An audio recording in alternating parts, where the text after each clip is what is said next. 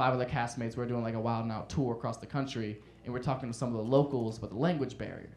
Because people in London, like, they speak English, but not really. Like, if I say personality, they'll be like, personality. He'd be like, there's more letters in there. You're leaving a couple out, but I see what you're saying. Tomato, tomato, I get it, okay. And I was talking to one dude, he was explaining to me how, like, they have different names for them. They call things different names than we call them. And the example he used was, like, instead of calling them, like, boxers or underwear, he called them, it's Knickers, knickers.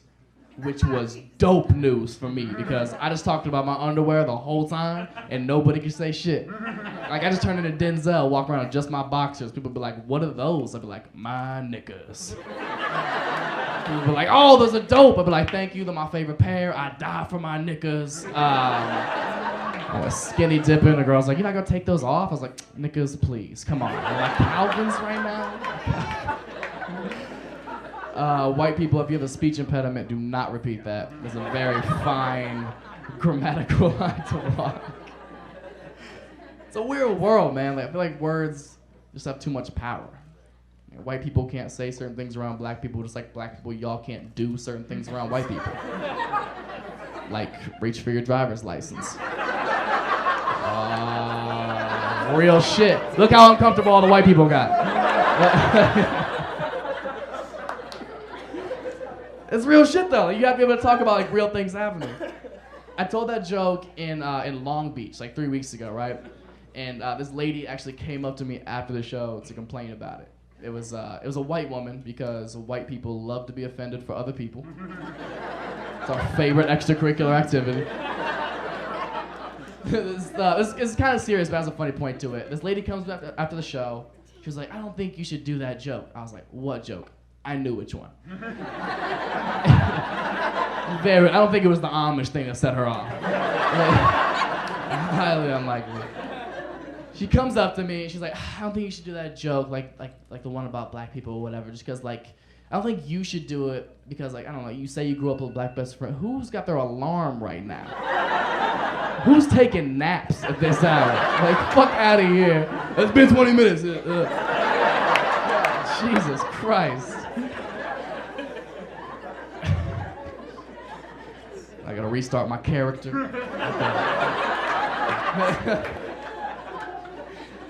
This lady comes up to me.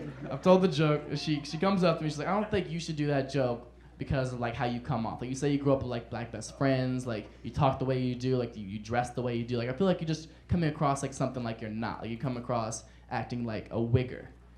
And I was like, first of all, nobody has said wigger since Malibu's Most Wanted came out. Like, that's not a thing anymore. She was like, okay, well then, how do you explain it? I was like, okay, let me put it this way.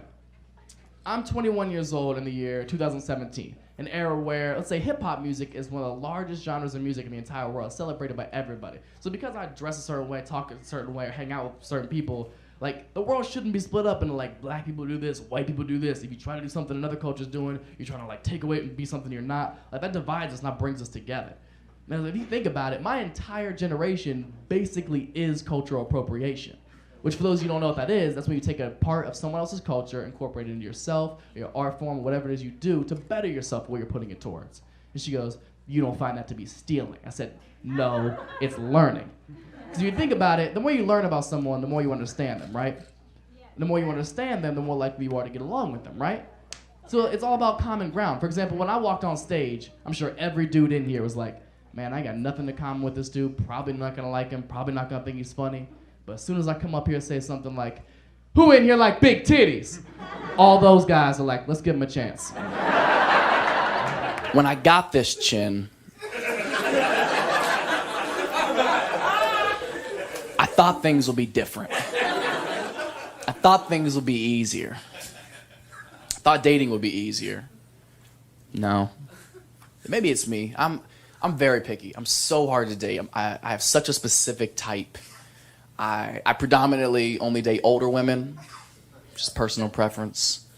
Like late 30s, early 40s, oh my God, such a sweet spot. Oh, well, not ones who sit in the back. This bitch is wooing from her handicap spot in the parking lot.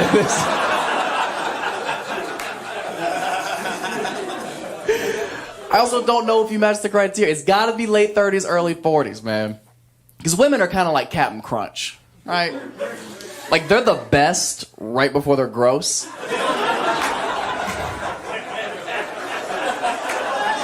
Fuck y'all, that's a solid cereal joke, okay? Because if you fuck with Captain Crunch, you know it's a very fine window. If it tears your mouth up and it's oatmeal, okay? It's a very fine line. And it's like 42. Apparently, who knew? Some of y'all not laughing because you're sitting there with some grits. And that's fine. That's... Snitch on yourself if you want to. Maybe a little brown sugar in the front row. Put your dash on. That's how you holler. No verbal communication needed. I knew what that meant. Yeah, older women are so dope, man. Sometimes they got kids, which means they got snacks. I'm so easy, man. I can't cook at all. I'll fuck you for a Lunchable. That's a fact. I'm so easy. Are you kidding me? If you have a crock pot, I will shut shit down. To the best of my ability. I don't know who you were dating before me or what they were doing, but I don't want to make false promises. Because sex is hard. It is. Ladies, y'all have it so easy. Oh, never heard that before? I fully believe women have sex so much easier than men. Oh, man. One hoe in the back, just like, yeah, it just opens up. It's crazy. It just does its own thing. Dudes come out of her pussy like this.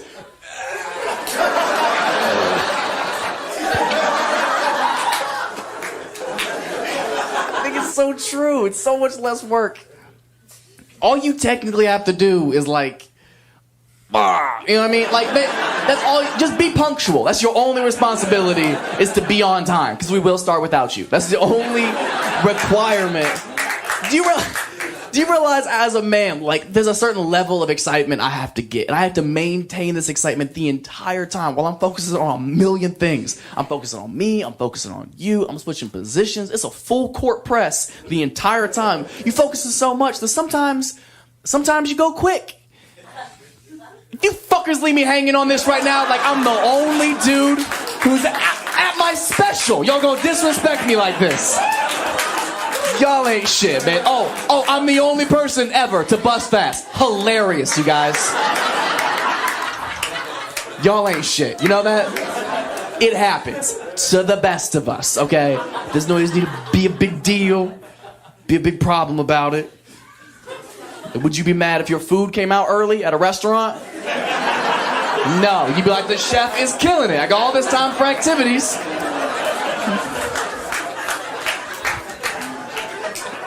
I don't come fast, I just respect your schedule, okay? I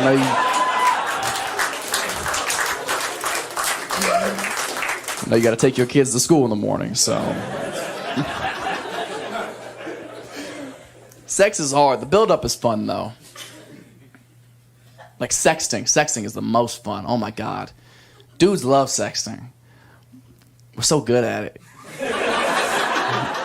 Because we're just lying the whole time. Oh, it's so easy. We lie so much. We talk so much game of what we can't wait to do to y'all when we see it. We ain't doing none of that ever at all. We're like the J.K. Rowling of dick pics. Like, we just writing fairy tales and shit we are never going to do to y'all ever. We set the bar too high. We say crazy stuff like, girl, when I see you, I'm gonna put you up against the wall. I'm gonna fuck you in the curtains. Like, you ain't fucking nobody in the curtains.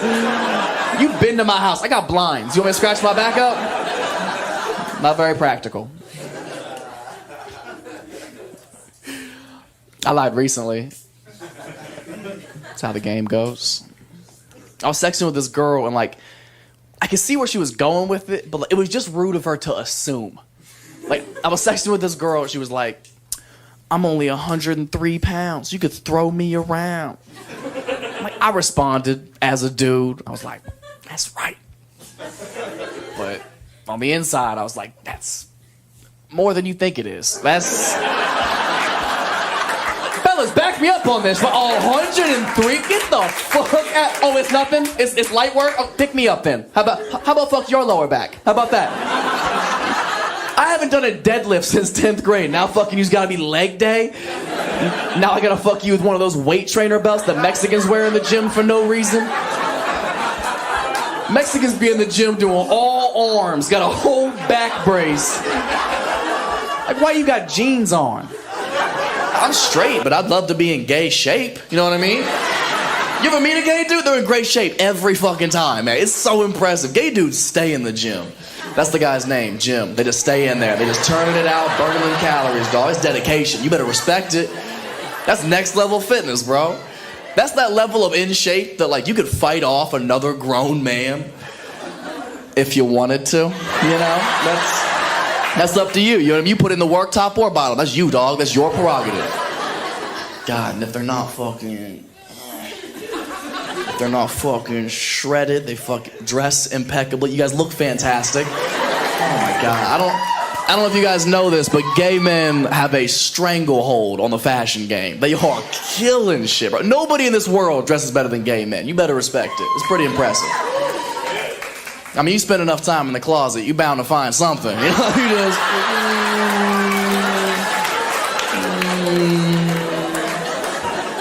Boots. Like, there is so much porn. Like, you've never been to the last page on Pornhub, ever. No, right? If you have, you're disgusting. Like, that shit is so deep. Like, Google doesn't go that deep.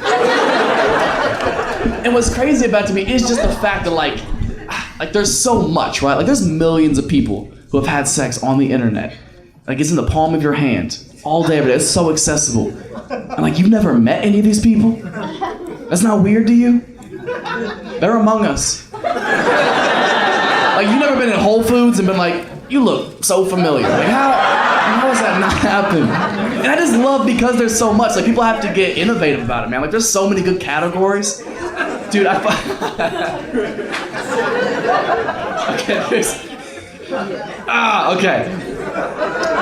There was one I came across a couple weeks ago, not literally.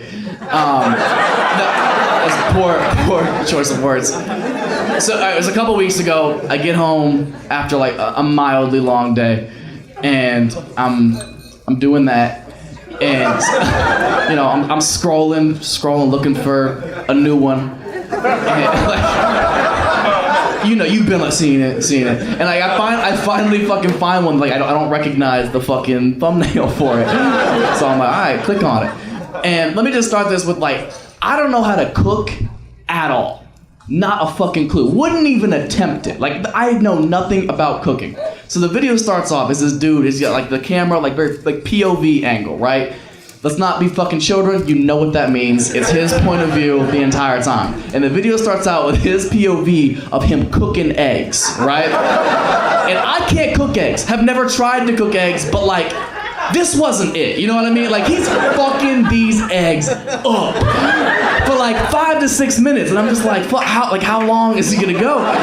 So for like 5 to 6 minutes, he's fucking these eggs up. And then like his stepdaughter like comes around the corner of the kitchen and is like, Ron, I really need my permission slip signed to go on this field trip. So he's just like, fucking, how bad do you want to go to the zoo? So she just starts sucking his dick because how else do you get to the zoo? And so for the next 15 to 20 minutes, it's just him panning back and forth between her sucking his dick and him fucking up these eggs. He cooked them the whole time. I had to watch to be like, is it an omelet? Like, how far is he gonna fucking go? I don't know, man. I was just so impressed. Like, I'd always wished I could meet like a porn star. Like, every guy kind of like fantasizes about like which one he would want to like, you know, hook up with in real life. But like, fuck, you don't always want to meet your heroes, bro. I met a porn star last summer. It was like meeting Bigfoot. Like, they just don't think it's gonna happen. My roommate and I, we were walking to get lunch, right, in North Hollywood, like 2 blocks from my house. And as we were going into the restaurant, coming out of the restaurant, was this beautiful girl, right? We both turn, we see her, we recognize her. It's Lisa Ann, who, ladies, she's like the #1 porn star in the world. Guys, you know who the fuck I'm talking about. My roommate sees her, loses his shit. He's like, dude. You know who that is? I was like, yeah, I have a right arm. I know who that is. He's like totally fangirling out. He's like, will you take a picture for me? I was like, come on, don't be that dude. He's like, please. Like, fine, whatever. Hands me his phone, runs over to her, asks for a picture. She's very polite, yeah, of course. Puts her arm around his waist, they're posing. I got the camera. 1, 2, 3, take the picture. He's like, you want one? I was like, oh, of course. So